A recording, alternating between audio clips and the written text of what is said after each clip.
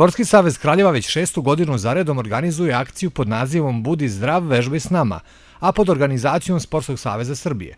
U samoj akciji učestvuje preko 40 teritorijalnih saveza, a u našem gradu se ova manifestacija organizuje od svog početka.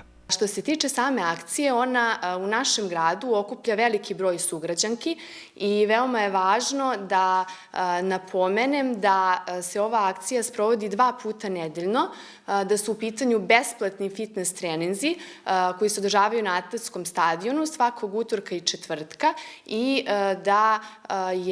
da su oni potpuno besplatni i mogu nam se priključiti sve naše sugrađanke.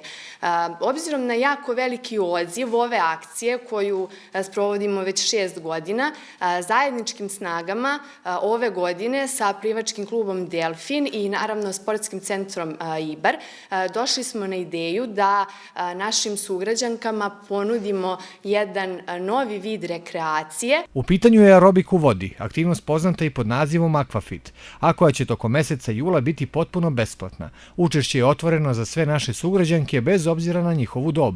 Treninge će sprovoditi treneri plivačkog kluba Delfin i oni će se sprovoditi svake srede tokom jula od 19 časova na gradskom bazenu.